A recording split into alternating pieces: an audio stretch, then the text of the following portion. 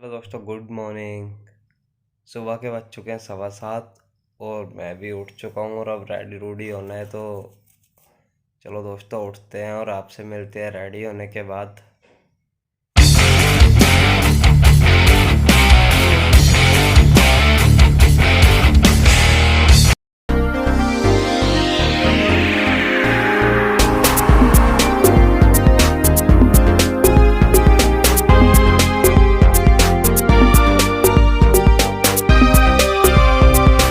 आप देख रहे हैं कि मैं निकल चुका हूँ घर से और अब मैं जा रहा हूँ यहाँ से बस स्टैंड की ओर। लेकिन दोस्तों देखो, पानी कितना भरा पड़ा है यार। पानी की बहुत प्रॉब्लम है, किल्लत है, मतलब कोई पानी का निकास नहीं है, जिसकी वजह से काफ़ी प्रॉब्लम होती है। लेकिन दोस्तों मैं आपको जैसे पहुँचते हैं बस स्टैंड तक, वो पहले देखते हैं, उसके बाद ही आपको आगे का व्यू दिखा पाऊँगा। तो चलो यार। घर से निकलने में ही थोड़ा लेट हो चुके थे, लेकिन इस कीचड़ की वजह से काफ़ी लेट हो चुके थे। तो शुक्र है इस भाई ने हमें लिफ्ट दे दी। तो कहीं बस निकलना का यूँ, इसलिए हम बस पकड़ने जा रहे हैं सबसे पहले। तो दोस्तों बस चल पड़ी थी, हमने चलती चलती बस पकड़ी और मैं इस बस में शूट नहीं कर पा रहा हूँ बिल्कुल भी, क्योंकि काफ़ी शोर है इधर। मेरी आवाज़ से ज़्यादा तो इधर इंजन और लोगों की आवाज़ आ रही है, इसलिए मैं उतरने के बाद ही आपको कुछ बता पाऊँगा। वैसे मैंने हर जगह आपको ऊपर टाइटल में मेंशन कर दी है, आप देख लीजिएगा।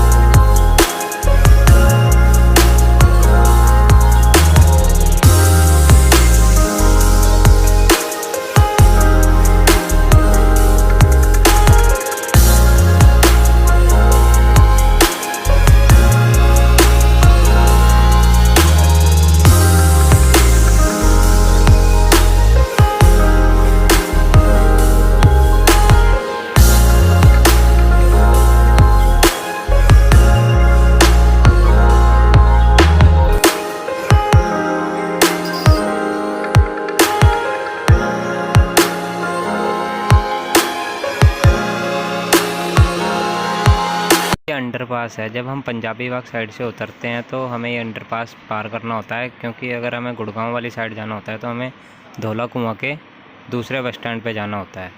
इसलिए हमें ये अंडरपास क्रॉस करके अपोजिट साइड जाना होता है। तो हम वहीं जा रहे हैं। और अब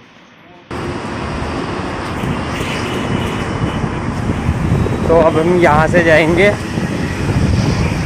गुड़गांव वाले बस स्टैंड की तरफ। ये है पूरा आर्मी एरिया,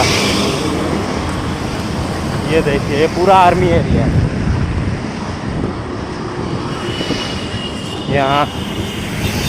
यहाँ से मतलब वॉकिंग है 100 मीटर, 100-150 मीटर तक होगा। तो आप यहाँ से जाएंगे। अगर आपको गुड़गांव की तरफ जाना है तो आप इस तरफ जाइए, अगर आपको सफदरजंग की तरफ जाना है तो उसी तरफ रहिए। हम वहाँ से आए हैं।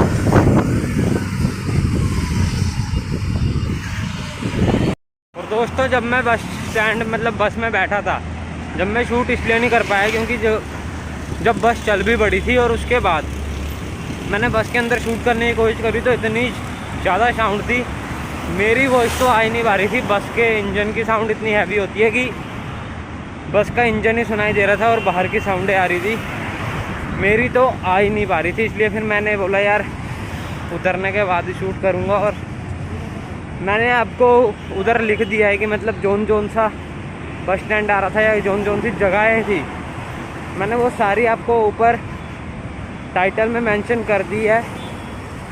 जैसे ही कोई जगह आ रही थी तो ऊपर लिखा हुआ आ जा रहा था, तो आप देख लीजिएगा। और हाँ यार, आपको आगे चल के दिखाते हैं कि अब उतरने के बाद मैं गुड़गांव की साइड जा रहा हूँ, तो वॉकिंग है थोड़ा सा। अंडरपास से निकले जैसा कि आपने देखा, तो अब थोड़ा वॉकिंग है, तो अब थोड़ा वॉक करना है। उसके बाद अपने दोस्त के साथ हम अपने ऑफिस की तरफ निकलेंगे। तो आप देख रहे हो यार, काफ़ी स्ट्रगल वाला वो है। ऑफिस में तो स्ट्रगल है ही, लेकिन ऑफिस जाना भी एक स्ट्रगल है दिल्ली में। अगर आपके घर के पास नहीं है ऑफिस, तो अगर आपके घर के पास है तो वेल एंड गुड है।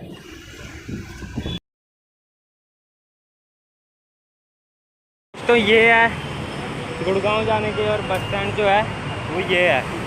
यहाँ से आपको राजस्थान के लिए मिलेगी। अगर आपको राजस्थान में कहीं भी जाना है तो भी यहाँ के लिए, यहाँ से आपको इजीली बस मिल जाती है। और अगर आपको मनेसर या फिर गुड़गांव जाना है तब भी आपको यहाँ से बस मिल जाएगी। मोस्टली गुड़गांव के लिए यहीं से होके जाती हैं बसें। और इस साइड जो आपका है वो सीपी सूपी पड़ेगा, या फिर सेंट्रल दिल्ली जहाँ नया मंत्रालय बन रहा है। तो अब मैं आपको आगे दिखाता हूँ गुड़गांव की ओर जाने कैसा रोड है। तो चलो दोस्तों, और हम जो आए हैं वो वहाँ से आए हैं, उस साइड से। और करोल बाग और सीपी इस साइड पड़ेगा। इस साइड ऊपर चढ़ते ही हम नीचे से मुड़ जाते हैं, तो हम इस साइड से हैं। और इस साइड आपको गुड़गांव जयपुर हाईवे है। ये पूरा जयपुर हाईवे है, गुड़गांव इस साइड पड़ेगा। ये पूरा हाईवे ही है वैसे, जयपुर मुंबई को जो मिलेगा ना, ये वही हाईवे है।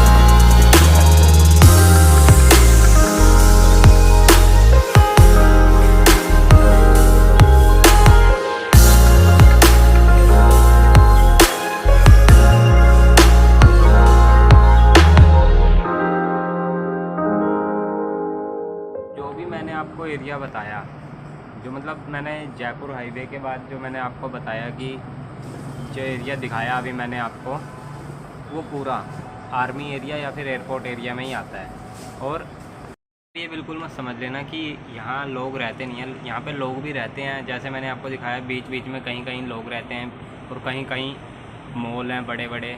ज़्यादातर मॉल जो हैं वो एयरपोर्ट के पास हैं, और जो मैंने आपको होटल्स दिखाए वो भी इसीलिए होते हैं ताकि फॉरेनर्स आते हैं या फिर कोई लेट नाइट आता है तो वो होटल बुक कर सके और ईज़िली रात काट सके। और दोस्तों, जो मैंने आपको फिर दिखाया कि बड़ी बड़ी बिल्डिंगें दिखी आपको, वो पूरा गुड़गांव का एरिया था, DLF, जो कि पूरी मतलब उसे मिनी दुबई भी कहा जाता है दोस्तों इसे।